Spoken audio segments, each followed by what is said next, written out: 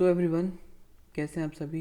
मैं आ गया फटाफट से एक नई वीडियो लेके, जो कि हम लास्ट जो वीडियो में हमने बायोस्फीयर तक कंप्लीट कर लिया था अपना ये। ठीक है, इतना तो पढ़ा होगा आप सभी ने। लेकिन मैं एक चीज़ बता दूँ, मेरे पे अभी तक इन टेक्स्ट क्वेश्चंस के कमेंट में आंसर नहीं आए। ज़्यादा आए हैं जो कुछ सिंसियर बच्चे उनके ही आए हैं, बाकी जो नहीं दे पाए इस वीडियो के बीच में या फिर इस वीडियो के नीचे आप कमेंट कर देना, जस्ट टाइम को मैं वो कर देना मेंशन। ठीक है। सो आज हमारा टॉपिक क्या है, ये environmental education. In the second half of the 20th century, global concerns were raised to make people environmentally aware. Second half of the 20th century में ग्लोबल कंसर्न्स रेज करे गए जिससे कि पीपल को एक इन्वायरमेंटली अवेयर कर दें. This was the time when it was recommended to design separate courses for environmental education and establish an independent and multidisciplinary discipline commonly called environmental science and or environmental studies. ठीक है, इस time तक जब बहुत सी चीज़ें design हो रही थी तो ये भी रिकमेंड किया गया क्यों ना हम एक सेपरेट कोर्स को डिज़ाइन करें जिसमें कि हम इन्वामेंटल एजुकेशन प्रोवाइड करवाएं. इसके साथ ही साथ इस्टेब्लिश करी गई इंडिपेंडेंट और मल्टीडिसिप्लिनरी डिसिप्लिन की, जिसको कि हम आज इन्वामेंटल साइंस या फिर EVS या फिर इन्वामेंटल स्टडीज़ के नाम से जानते हैं. अकॉर्डिंग टू यूनेस्को की फुल फॉर्म बताना है UNESCO. In 1971 the objective of the environmental studies are. अब ऑब्जेक्टिव्स क्या क्या है इन्वायरमेंटल स्टडीज़ के, आ सकते हैं एग्जाम में 5 नंबर में आ सकता है. What is the objectives of environmental studies, कुछ भी आ सकता है एग्जाम में. यूँ मत सोचना कि भाई 10 नंबर का आएगा, 22 नंबर का आएगा. नहीं, 30 नंबर का तो क्वेश्चन ही आएगा, क्वेश्चन पेपर आएगा. तो MCQs वगैरह सब आएंगे, इसलिए मैं लाइन टू लाइन करा रहा हूँ. One more thing guys, if you found my content useful to you, just if you want to donate some amount to me so you can, otherwise there is no forcing to anyone. So creating awareness anyways. अब आते हैं हम अपने video पे. Creating awareness about environmental problems among people. पहले इसका objective ये है कि लोगों को अवेयर करना, जागरूक करना कि भाई देखो इन्वायरमेंटल प्रॉब्लम हो रही है, और इन्वायरमेंटल प्रॉब्लम जैसे कि हो रही है like climate change, ozone depletion. ये हमें लोगों तक बताना है क्योंकि बहुत से ऐसे लोग हैं उनको पता ही नहीं है. मतलब आप देखोगे जो गांव के लोग होते हैं और जो ओल्ड पीपल हैं लाइक जो कि गांव से हैं, जो ज़्यादा पढ़े लिखे नहीं है, तो उनको नहीं पता ये सब क्या है भैया. वो तो आराम से करते हैं अपना वो. दूसरा आता है हमारा imparting basic knowledge about the environment and it's allied problems. हमें बेसिक नॉलेज देनी चाहिए इन्वामेंटल के रिगार्डिंग और उसकी जो प्रॉब्लम्स हैं, उससे रिलेटेड प्रॉब्लम्स हैं उसकी. ठीक है. डेवलपिंग एन एटीट्यूड, ये हो गया हमारा. अब आता है हमारा तीसरा, developing an attitude of concern for the environment. हमें एक एटीट्यूड को डेवलप करना चाहिए जिससे कि हमें इन्वायरमेंट को हम बचा सकें. ठीक है. एक एटीट्यूड हमारे अंदर ऐसे होना चाहिए ऐसे एटीट्यूड जो कि हमें कंसर्न रखे कि भाई इन्वायरमेंट को कुछ दिक्कत ना हो जाए, बेकार ना हो जाए, प्रॉब्लम ना हो जाए, है ना, या फिर ज़्यादा पॉल्यूशन ना हो जाए, फिर डिग्रेड ना हो, ये सब कुछ. फोर्थ आता है हमारा motivating the public to participate in the environmental protection and environmental improvement. लोगों को बढ़ावा देना, इंकरेज करना, मोटिवेट करना कि वो पार्टिसिपेट करें इन्वायरमेंटल प्रोटेक्शन मूवमेंट में, पार्टिसिपेट करें इन्वायरमेंटल इम्प्रूवमेंट में, थोड़ा सा अपना योगदान दें. ठीक है. फिफ्थ आता है हमारा क्या, acquiring skills to help the concern individuals in the identifying and solving environmental problems. Acquire करना है हमें स्किल्स को, हमें ऐसी स्किल्स को डेवलप करना है जो कि कंसर्न रहे इंडिविजुअल के लिए, जो कि आइडेंटिफाई कर सकें, सॉल्व कर सकें इन्वायरमेंटल प्रॉब्लम्स को. ठीक. लास्ट 6 बनाता है हमारा क्या, striving to attain harmony with nature. हमें कोशिश करनी चाहिए जिससे कि हम हारमनी नेचर के साथ बनाए रखें. ठीक है. क्योंकि पता है नेचर अगर अपने आप पे आ गया फिर वो, समझ रहे हो ना. Now UNESCO and UNEP jointly, इन सी फुल फॉर्म मैं कवर करवाऊँगा आगे, ठीक है, jointly organized the first intergovernmental conference on environmental education in 1977 in Tbilisi, Georgia. The goal of the conference were, पहला गोल क्या था हमारा, टू फोस्टर क्लियर अवेयरनेस, एक हमें प्रमोट करनी है एक clear awareness of and concern about economic, social and political and ecological interdependence in urban and rural areas. हम अर्बन और रूरल एरियाज को इंटरडिपेंड, एक दूसरे के ऊपर डिपेंड होते हैं, कैसे कैसे कर सकते हैं, इकोनॉमिक, सोशल, पॉलिटिकल, इकोलॉजिकल कैसे भी हो सकते हैं, ठीक है। दूसरा आता है हमारा क्या goal, to provide every person with opportunities, हर एक बंदे को अपॉर्चुनिटी प्रोवाइड करवाना जिससे कि वो एक्वायर कर सके knowledge, values, attitudes, commitments and skills needed to protect and improvement the environment. हर एक बंदे को इतना काबिल बना देना कि भाई वो समझ सके क्या अच्छा है इन्वायरमेंटली, क्या बुरा है, हम कैसे सुधार सकते हैं और कैसे प्रोटेक्ट कर सकते हैं इन्वायरमेंट को। तीसरा आता है हमारा क्या गोल, to create new pattern of behavior of individual, group and society as whole towards environment।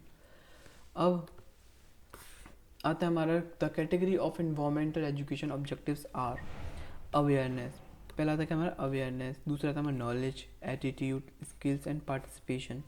Awareness रखनी चाहिए, अगर नॉलेज होगी तो बंदा कंसर्न रहेगा इन्वायरमेंट को लेके, एटीट्यूड होना चाहिए कि हाँ कि कुछ मतलब सेट ऑफ रूल्स होने चाहिए, रेगुलेशंस होने चाहिए, वैल्यूज़ होनी चाहिए और फीलिंग्स होनी चाहिए कि इन्वायरमेंट बेकार हो रहा है कि हाँ तो हमें भी कुछ करना चाहिए, है ना, ऐसा कुछ। स्किल्स यानी एक हमें होता है ना, स्किल होती हैं सब में थोड़ी थोड़ी, to help social groups and individuals acquire the skills for identifying and solving the environmental problems. Skills होनी चाहिए जिससे हम आइडेंटिफाई करते हैं, सॉल्व कर सकें इन्वायरमेंटल प्रॉब्लम्स को।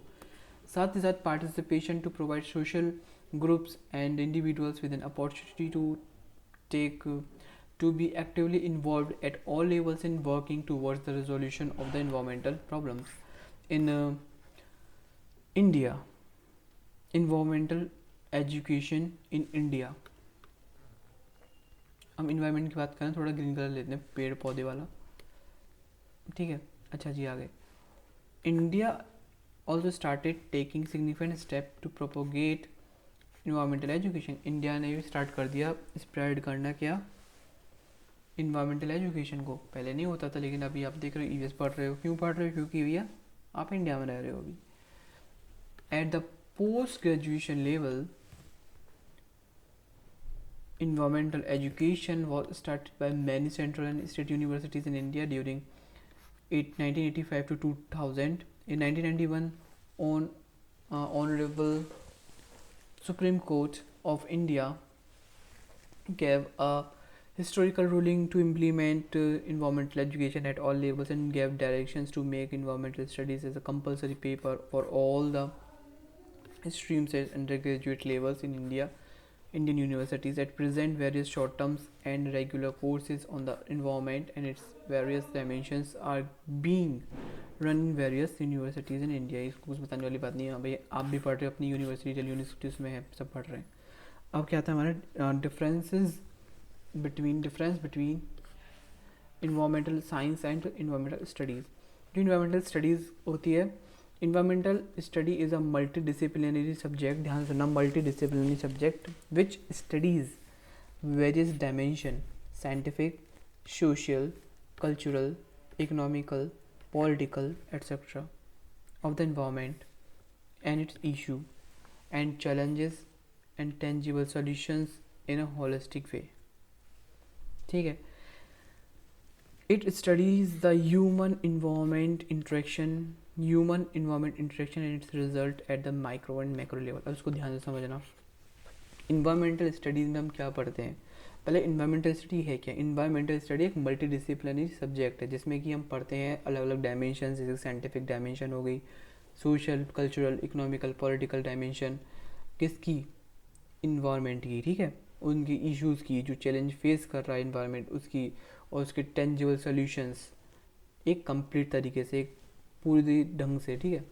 और ये इन्वायरमेंटल स्टडीज़ एक स्टडी है जिसमें कि हम ह्यूमन और इन्वायरमेंट का इंटरेक्शन देखते हैं, उसका रिजल्ट देखते हैं हर एक लेवल पे, माइक्रो या फिर मैक्रो लेवल पे।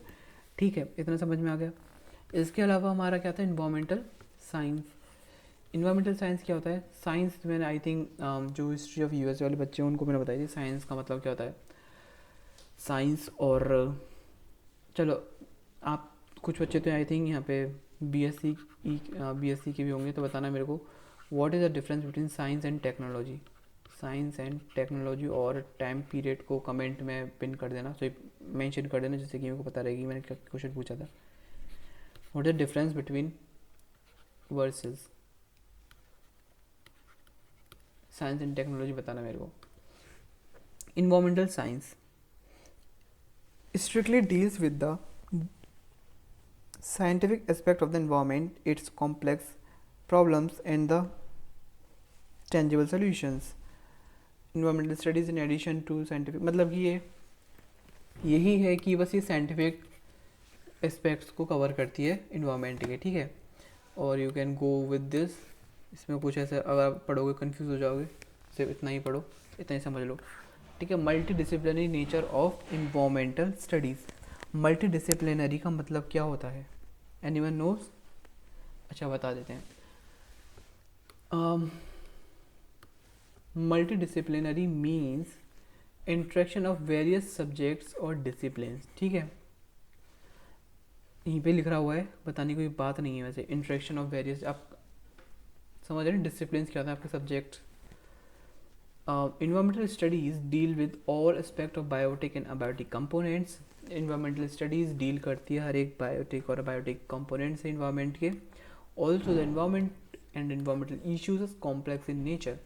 Therefore, experts from different subjects and disciplines are required to understand different aspects of environment. और जो experts हैं different subject के और discipline के, उनको ज़रूरी लगता है समझना different aspect of the environment. We may require expertise from different disciplines to resolve various environmental issues. अच्छा जी, अब क्या क्या जैसे कि कौन कौन से हैं? Multi discipline nature of the environmental studies में understood by small case study. Suppose हम डेवलपमेंट एक्टिविटी, डैम हो गया, फिर माइनिंग की एक्टिविटी हो रही है, या फिर हाईवे बन रहा है, हाईवे का डेवलपमेंट हो रहा है, is proposed within a given region. Before starting such project, environmental impact assessment ध्यान रखना। EIA का फुल फॉर्म क्या होता है? Environmental Impact Assessment is conducted to assess and mitigate the possible degradation of the environment and population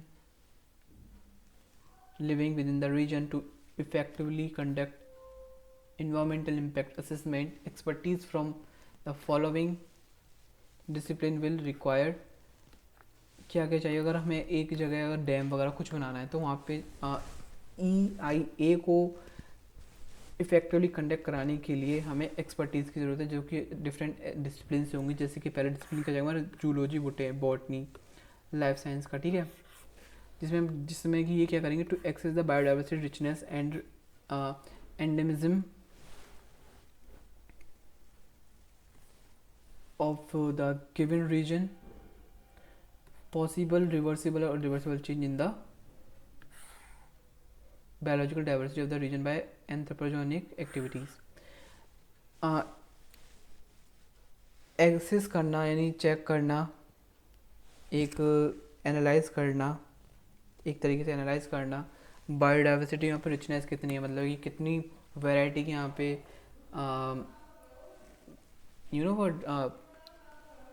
species यहाँ पे available हैं, कितनी वैरायटीज़ हैं। और वहाँ के जो रीजनल यानी एंडेमिक यानी एंडेमिज्म मतलब होता है एंडेमिक स्पीशीज़ जो कि एक जगह पर पाई जाती हैं, इसके अलावा वो नहीं कहीं पाई जाती। या फिर बोल सकते हैं ऐसी स्पीशीज़ जो कि एक जगह पे ही पाई जाती है, दूसरी जगह नहीं पाई जाती। अगर उनको दूसरी जगह ले जाया जाता है फॉर देयर कंजर्वेशन प्रिजर्वेशन, तो वो वहाँ पे भी सर्वाइव नहीं कर सकती हैं, ठीक है। अगर ऐसे ले जा रहा है, अगर यहाँ पे कोई इन जैसे इनको यहाँ पे इन्वायरमेंट मिल रहा है और सेम जगह इन्वायरमेंट दूसरी जगह मिलेगा, अगर ह्यूमन अगर जू बना रहा है जस्ट, तो वहाँ पे जू का भी नेच एकदम इन्वायरमेंट ऐसे रहेगा जैसे यहाँ पे है, तो यहाँ पे सर्वाइव कर सकता है, वैसे otherwise there is no chance to be survive.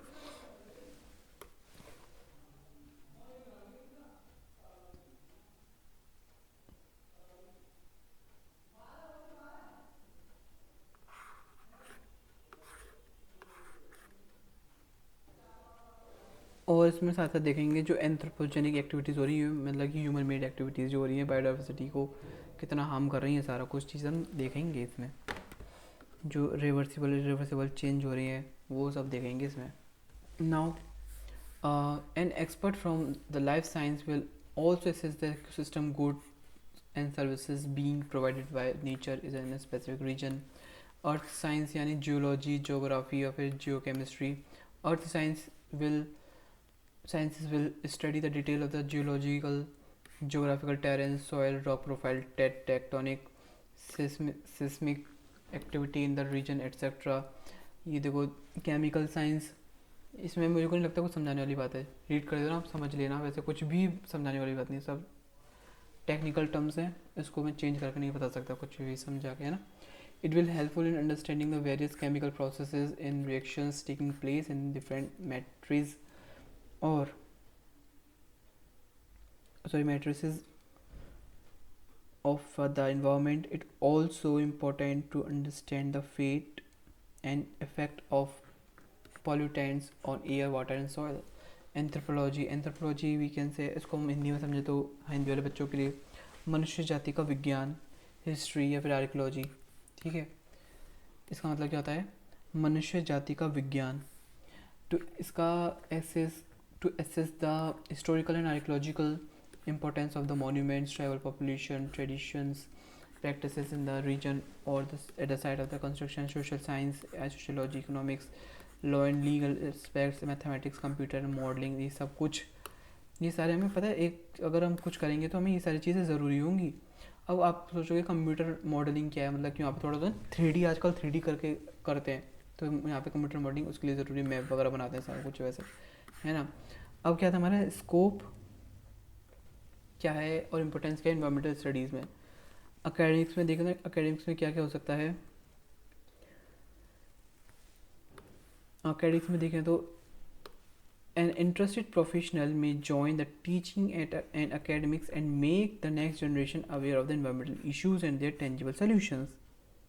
ठीक है, जैसे कि बहुत से मैनी डेडिकेटेड इंस्टीट्यूट्स हैं, जैसे कि WII Dehradun, FRI Dehradun, IIMF Bhopal etcetera, इन सबके मेरे को फुल फॉर्म बताना प्लीज़ गाइस, फुल फॉर्म बताना मुझे बहुत ज़रूरी है, आप लोगों को पता हो, ठीक है भाई। आ सकती है, मैं यूँ नहीं कहूँगा कि इसको मत पढ़ के, क्योंकि फुल फॉर्म कहीं से भी आ सकती हैं। सो प्लीज़ मेक श्योर कि जितनी फुल फॉर्म आप करके जा सको उतनी फुल फॉर्म करके आना, पता नहीं कहाँ से आ जाए। हमारे हमसे पूछा था, हमसे ये पूछा था, मैं तो पता ही नहीं चला था क्या था इसका।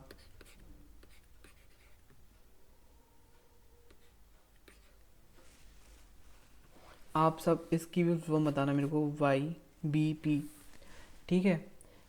इस्टेब्लिश करते हैं, ऐसे कुछ इंस्टीट्यूट बनाए गए जिससे कि हम प्रोपोगेट कर सकते हैं education in specialized field of the environment, ठीक है। इसके अलावा क्या है हमारा रिसर्च एंड डेवलपमेंट, ठीक है। इसमें क्या होता है, हमें पता चल सकता है get cost affecting cutting edge technologies and to mitigate कम कर सकें इन्वायरमेंटल इशूज एंड चैलेंजेस को, ठीक है। इसलिए ज़रूरी industries in order to effectively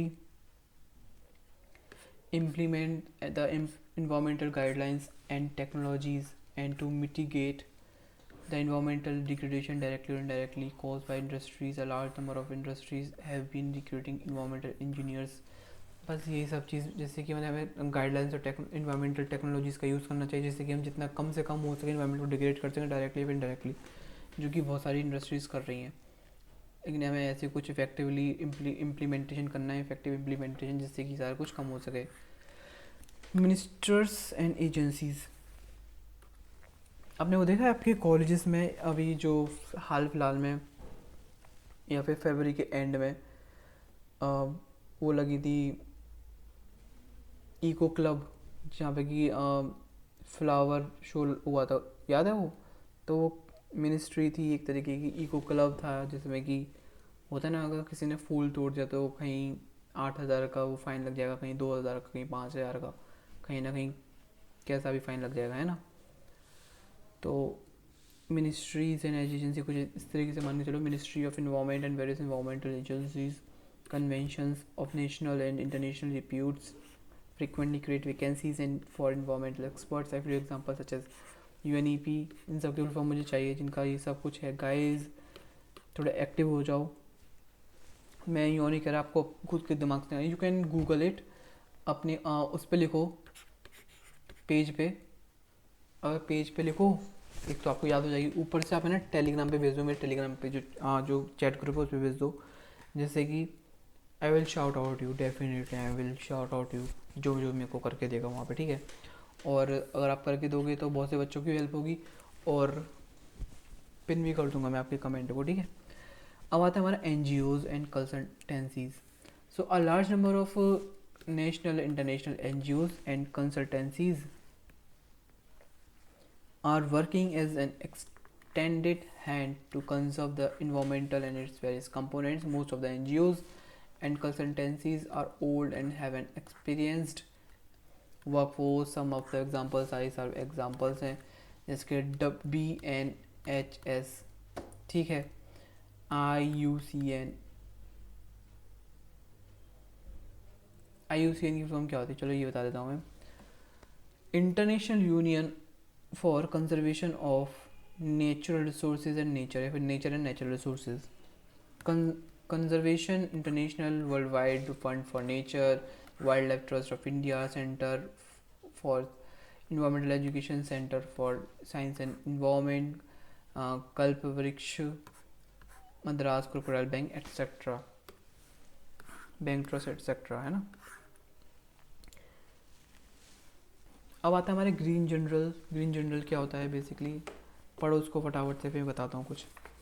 अच्छा, ग्रीन जनरल होते हैं हमारे कुछ इन्वायरमेंटल अवेयरनेस जो कि इनडिस्पेंसिबल हो सकते हैं, जिसको कि इन्वायरमेंट कंजर्वेशन ज़रूरी होता है, मतलब कि वो अवेयर, एक ऐसे अवेयरनेस जो कि इनडिस्पेंसिबल है, इनएविटेबल है, यानी असेंशियल है, बहुत ज़रूरी है इन्वायरमेंटल कंजर्वेशन के लिए और मीडिया के लिए, ठीक है। मीडिया जैसे कि print, electronic and social media, क्योंकि ये एक स्ट्रॉन्गेस्ट मीडियम है जिससे कि हम प्रोपोगेट कर सकते हैं, स्प्रेड कर सकते हैं awareness. Green journalism is a term given when media raises environmental issues and political से practical solution suggest by environment experts of the subject, ठीक। इसके अलावा हमारा क्या आएगा, environmental legislation and green advocacy. For effective environmental conservation, it is indispensable, inevitable, it is essential, it is urgent to have stringent legislative provisions to and effective implementations of the same. Legal experts specialize the law may act significantly in the environmental conservation.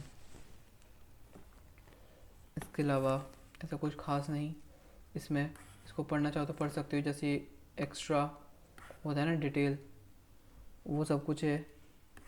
If you want to read it you can read it. I am going on the next topic everyone, just a minute. So next topic is, इसको पढ़ लेना, पढ़ना चाहो तो पढ़ लेना, जैसे ऊपर से पढ़ लो, कोई दिक्कत नहीं है। पढ़ लिया, चलो ठीक है, आगे बढ़ते हैं। अभी जो इम्पोर्टेंट चीज़ है वो ये है, क्या है हमारा इम्पोर्टेंट लैंडमार्क्स, क्या है important landmarks in environmentalism. In the Western world, the first ever concern about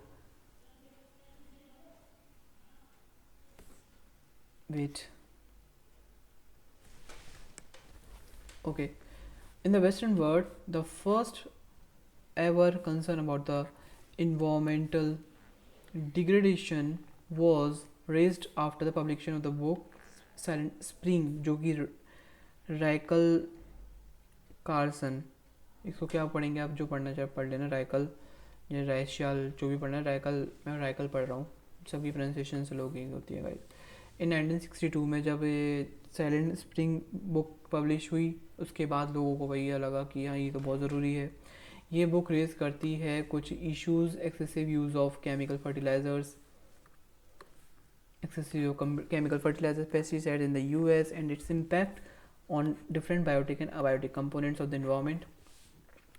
In 1970 ये जो book है Limit to the Growth by the Club of Rome attracted global attention. Ramsar convention बहुत important चीज़ आ गई भाई, ये इसको मैं कैसे बताऊँ तो आप लोगों को बहुत इंपॉर्टेंट है।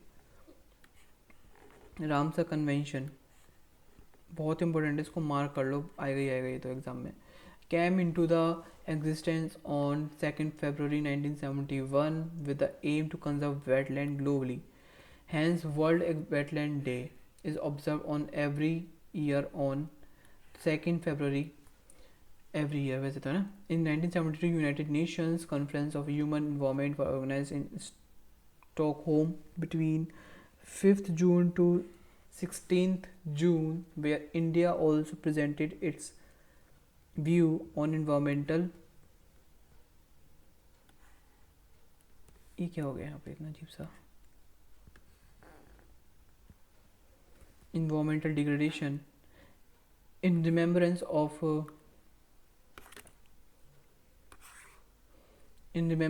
this profession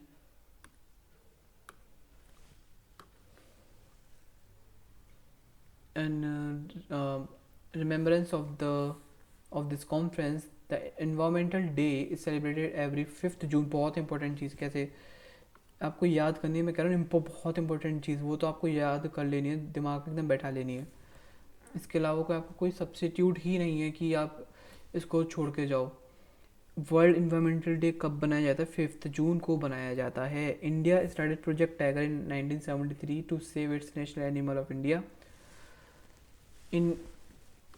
It is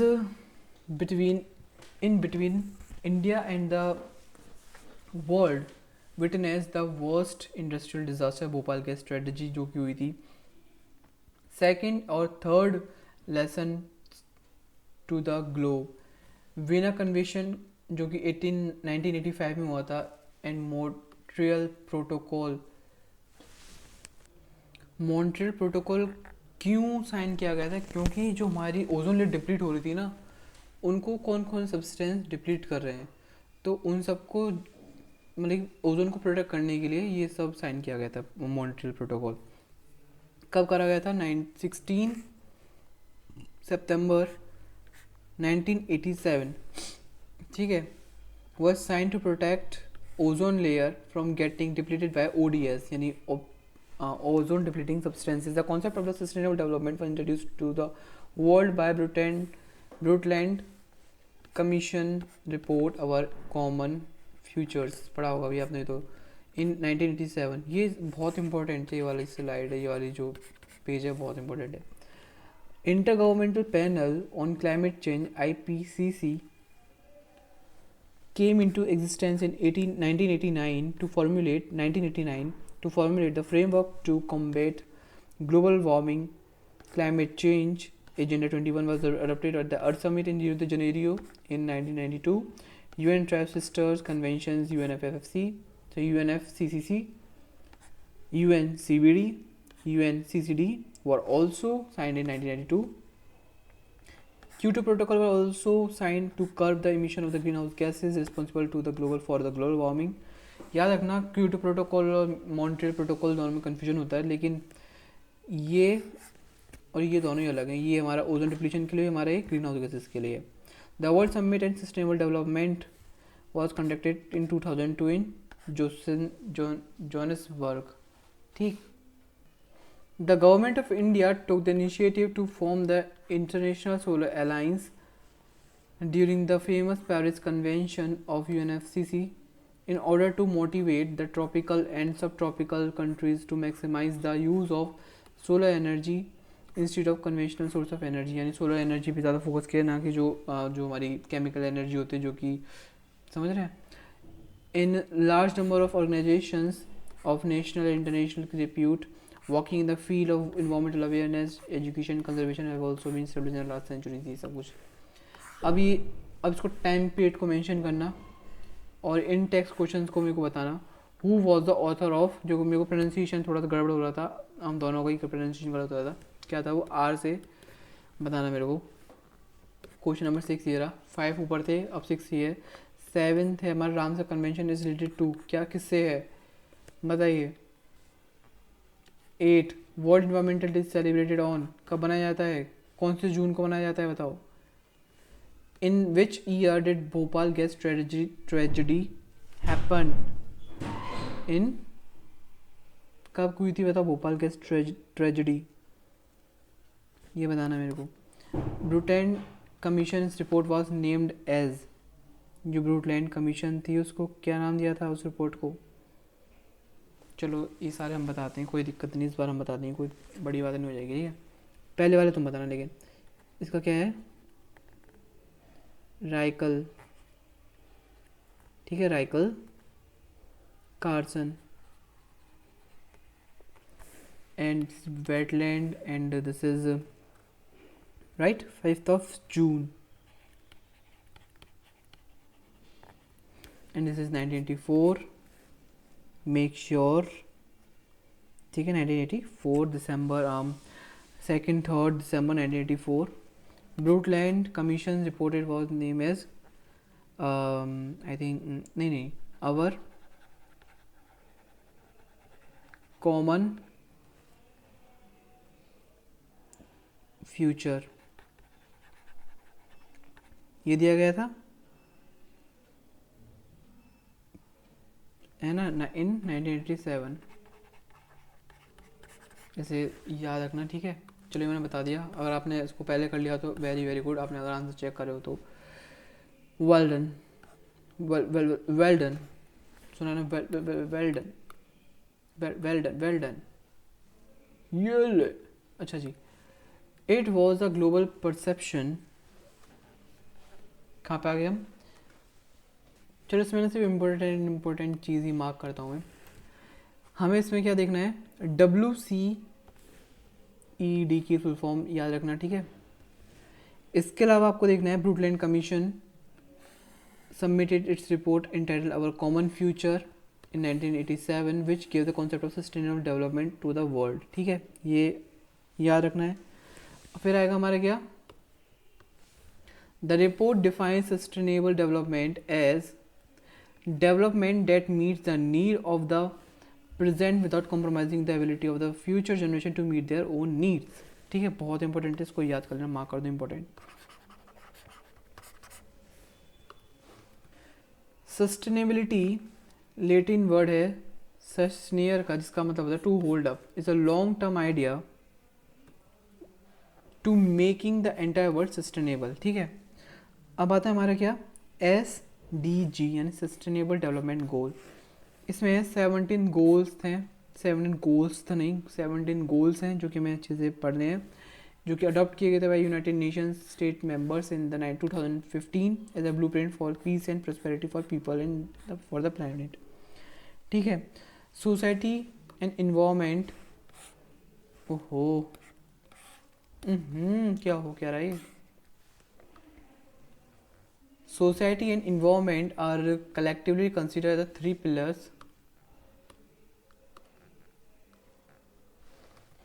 Society, environment, economy are collectively considered three pillars of the sustainable development, ठीक है।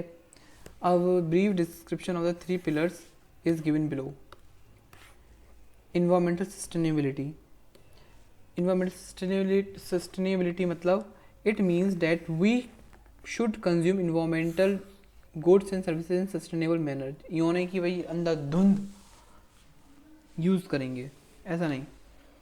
इसमें हमारे इन्वामेंटल में कौन कौन से हमारे गोल्स आते हैं जान लेते हैं। मैं गोल को रेड कलर से लिखूंगा, ठीक है, रेड कलर से हाईलाइट करूंगा। Therefore natural resources should be utilize sustainable development goal 6,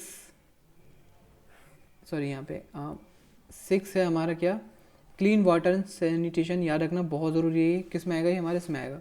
7 है हमारा अफोर्डेबल एंड क्लीन एनर्जी, 13 है हमारा क्लाइमेट एक्शन, 14 है हमारा life of below water, life below water 15 है हमारा, लाइफ ऑन लैंड, ये हमारे इंडिकेट करते हैं environmental sustainability important.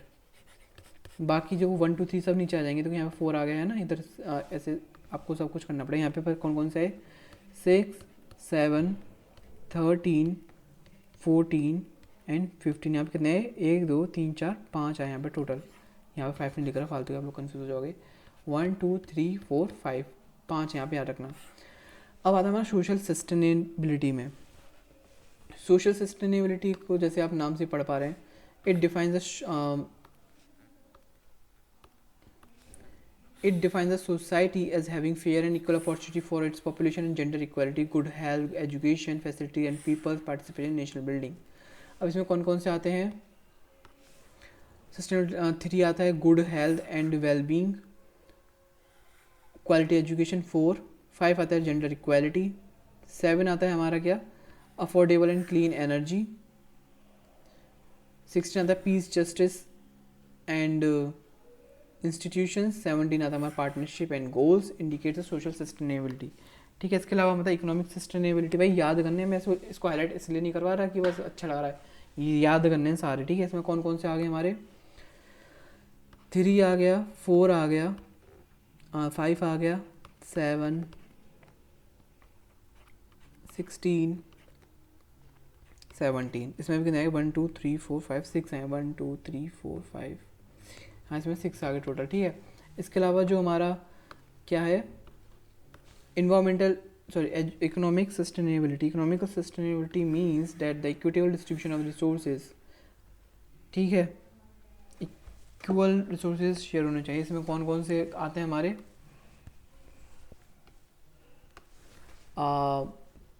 1 no poverty, 0 hunger, 7 1 is affordable and clean energy.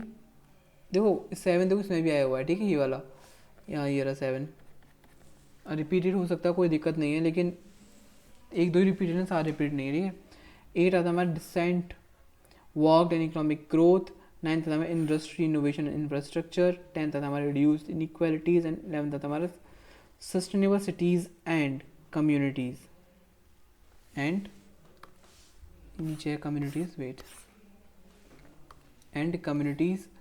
12th आता है हमारा रिस्पॉन्सिबल कंजम्पशन एंड प्रोडक्शन, जो कि इंडिकेट करते हैं हमारे इकोनॉमिक सस्टेनेबिलिटी। अब 3 pillars intersect each other giving the concept of the bearable, equitable and viable globe which collectively forms a sustainable world. एक चीज़ और इससे पहले मैं आपको ये बताऊँ इसमें कौन कौन से आते हैं, थर्ड वाले में 1 2 7 8 9 10 11 12। ठीक है, हमारे कितने गोल्स थे, बताओ बताओ कितने गोल्स थे, 17 थे, तुम्हारे 17 सारे कंप्लीट हो गए। 1 2 राइट, 1 2 यहाँ पे हो गए, चलिए यहाँ पे लिख लेते हैं,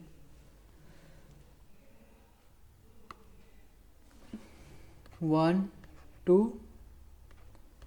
7 8 9 10 11 12, 1 2 3 4 5 6 7 8, 1 2 3 4 5 6 7 8। अच्छा देखो 1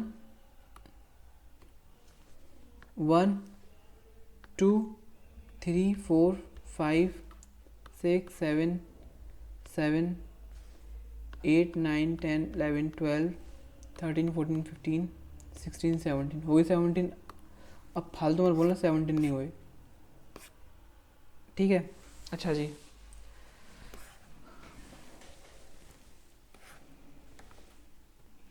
अब आता है हमारा क्या, 3 पिलर्स बात कर रहे थे ना, social sustainability plus economic sustainability, जो कि क्या बनाता है हमारा, इक्विटेबल बना देता है। हमारे 3 बताए थे ना हमने 3 पिलर्स, पहला था हमारा इक्विटेबल, बियरेबल एंड वायबल। ठीक है, social economical environmental sustainability sustainable development. ठीक, डन, फाइन। अब हमारे आता है इंटेक्स क्वेश्चन 11 12 13 14 15 इसको देखते हैं आप लोग कर पाते हैं फिर नहीं कर पाते हैं। बताइए कर पा रहे नहीं? कुछ पूछ रहा हूँ मैं आपसे, बिना शर्माए बोलो, कर पा रहे हो या फिर नहीं? अच्छा नहीं कर पा रहे, चलो मैं कर, मुझे ही करवाना है क्या ये भी मुझे ही करवाना पड़ेगा है?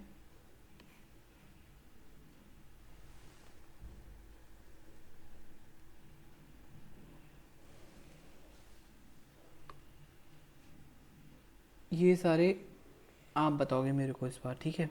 11, 12, 13, 14, 15, यानी आप टोटल 15 क्वेश्चन हो गए। 15 क्वेश्चन में से अगर आपने 15 में से 14 भी कर लिया तो अच्छी बात है बहुत। ठीक, इस डायग्राम को देख लो एक बार। सस्टेनेबल बीच में रहेगा, देखो है ना बीच में, यहाँ पे बियरेबल है, बियरेबल सोसाइटी है ना, इधर आ गया हमारा वायबल इन्वायरमेंट एंड इकोनॉमी इधर आ गई, ठीक है? ये भी सर्कल ही हो गया एक तरीके का।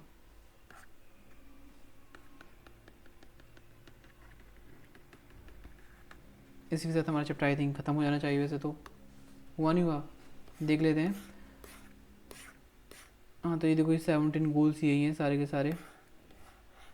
ये summary, if you want to conclude all the chapter in one shot में, वही इसको अगर आप पढ़ के भी जाओगे तो आपको एक नंबर ना मिले पूरा, 5 नंबर में से एक नंबर मिल जाएगा, लेकिन हाँ कोई फ़ायदा नहीं होगा लिखने का इसका। चलो इसको देख लो, कुछ करना हो पॉज कर लेना, ठीक है?